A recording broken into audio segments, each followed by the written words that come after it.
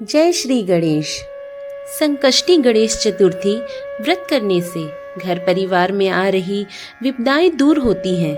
कई दिनों से रुके मांगलिक कार्य संपन्न होते हैं तथा भगवान श्री गणेश असीम सुखों की प्राप्ति कराते हैं। माह के किसी भी चतुर्थी के दिन भगवान श्री गणेश की पूजा के दौरान संकष्टी गणेश चतुर्थी व्रत की कथा पढ़ना और सुनना जरूरी होता है। आइए इससे संबंधित 4 कथाएं प्रचलित हैं, जिसका हम क्रम अनुसार श्रवण करते हैं।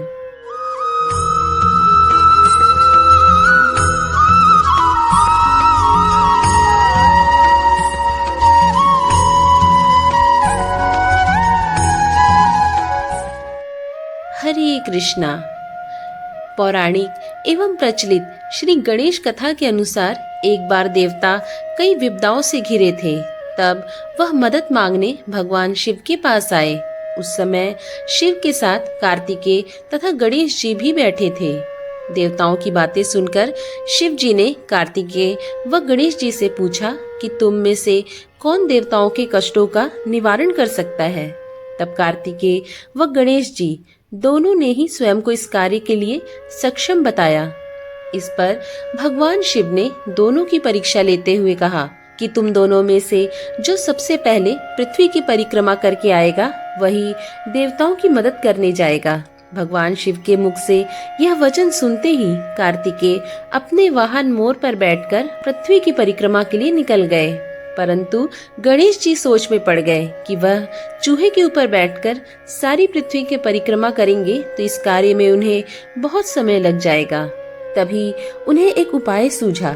गणेश अपने स्थान से उठे और अपने माता पिता की 7 बार परिक्रमा करके वापस बैठ गए।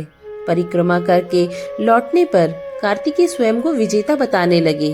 तब शिवजी ने श्री गणेश से पृथ्वी की परिक्रमा न करने का कारण पूछा।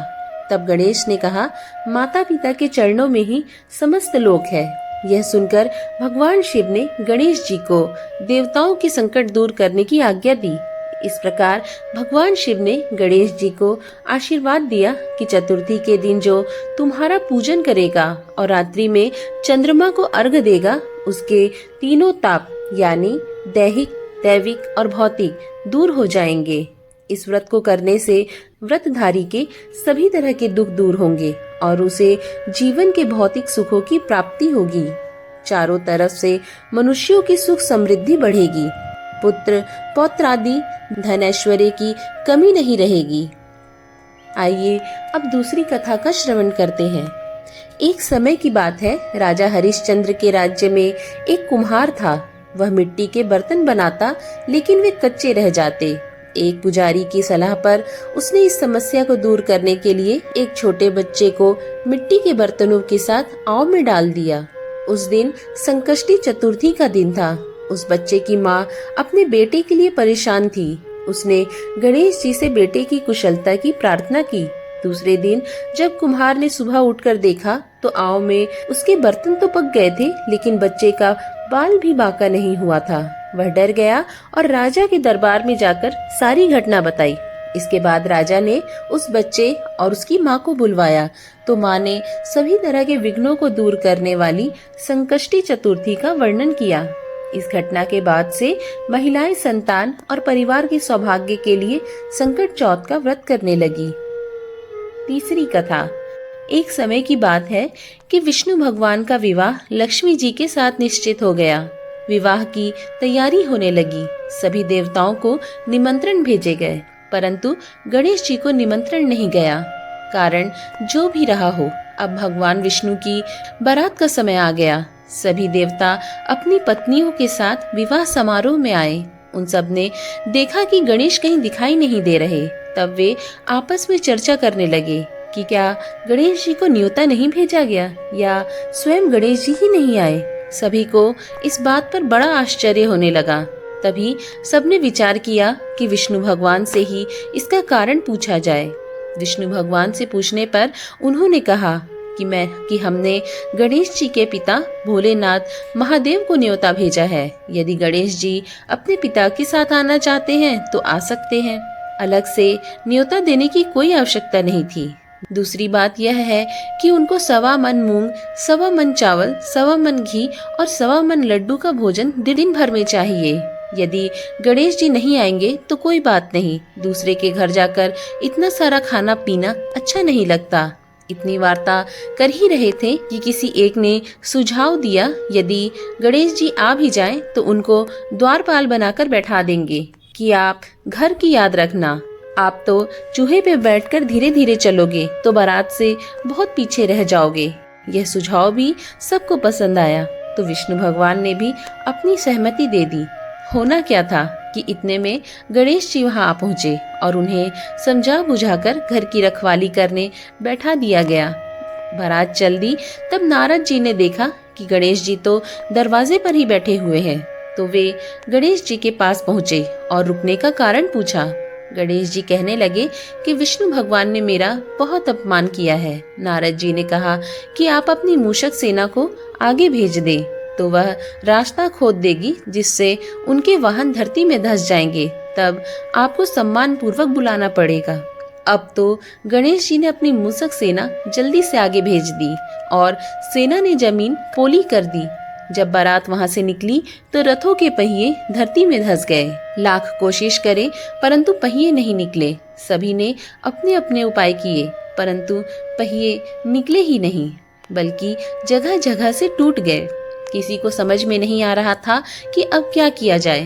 तब नारद जी ने कहा, आप लोगों ने गणेश जी का अपमान करके अच्छा नहीं किया। यदि उन्हें मना कर लाया जाए तो आपका कार्य सिद्ध हो जाएगा और यह संकट टल सकता है। भगवान शंकर ने अपने दूत नंदी को भेजा और वे गणेश जी को लेकर आए। गणेश जी का आदर सम्मान के साथ पूजन किया। तब कहीं रथ के पहिए निकले। अब रथ के पहिए निकल तो गए परंतु वे टूट फूट गए थे, तो उन्हें सुधारे कौन। पास के खेत में खाती काम कर रहा था, उसे बुलाया गया। खाती अपना कार्य करने के पहले श्री गणेशाय नमः कहकर गणेश जी की वंदना मन ही मन करने लगा। देखते ही देखते खाती ने सभी पहियों को ठीक कर दिया। तब खाती कहने लगा कि हे देवताओं, आपने सर्वप्रथम गणेश जी को नहीं मनाया होगा और ना ही उनकी पूजा की होगी, इसलिए तो आपके साथ ये संकट आया है। हम तो मूर्ख अज्ञानी हैं, फिर भी पहले गणेश जी की पूजा करते हैं, उनका ध्यान करते हैं। आप लोग तो देवता गण हैं, फिर भी आप गणेश जी को कैसे भूल गए। अब आप लोग अपने श्री गणेश जी की जय बोलकर जाएं, तो आपके सब काम बन जाएंगे और कोई संकट भी नहीं आएगा। ऐसा कहते हुए बारात वहां से चल दी और विष्णु भगवान का लक्ष्मी के साथ विवाह संपन्न करा के सभी सकुशल घर लौट आए। हे गणेश जी महाराज, आपने विष्णु जी को जैसो कारज सारियो, ऐसे कारज सबको सिद्ध कर जो। बोलो गजानन भगवान की जय। आइए अब चौथी कथा का श्रवण करते हैं। श्री गणेश चतुर्थी व्रत की पौराणिक कथा के अनुसार एक बार भगवान शिव और माता पार्वती नर्मदा नदी के किनारे बैठे थे। वहाँ माता पार्वती ने भगवान शिव से समय व्यतीत करने के लिए चौपड़ खेलने को कहा। शिव चौपड़ खेलने के लिए तैयार हो गए, परंतु इस खेल में हार जीत का फैसला कौन करेगा, यह प्रश्न उनके समक्ष उठा। तो भगवान शिव ने कुछ तिनके एकत्रित कर उसका एक पुतला बनाकर उसकी प्राण प्रतिष्ठा कर दी और पुतले से कहा, बेटा हम चौपड़ खेलना चाहते हैं, परंतु हमारी हार जीत का फैसला करने वाला कोई नहीं है, इसलिए तुम बताना कि हम दोनों में से कौन हारा और कौन जीता। उसके बाद भगवान शिव और माता पार्वती का चौपड़ खेल शुरू हो गया। यह खेल 3 बार खेला गया और संयोग से तीनों बार माता पार्वती ही जीत गई। खेल समाप्त होने के बाद बालक से हार जीत का फैसला करने के लिए कहा गया, तो उस बालक ने महादेव को विजयी बताया। यह सुनकर माता पार्वती क्रोधित हो गई और क्रोध में उन्होंने बालक को लंगड़ा होने और कीचड़ में पड़े रहने का श्राप दे दिया। बालक ने माता पार्वती से माफी मांगी और कहा कि यह मुझसे अज्ञानतावश हुआ, मैंने किसी द्वेष भाव में ऐसा नहीं किया। बालक द्वारा क्षमा मांगने पर माता ने कहा, यहाँ गणेश पूजन के लिए नाग कन्याएं आएंगी, उनके कहे अनुसार तुम गणेश व्रत करो, ऐसा करने से तुम मुझे प्राप्त करोगे।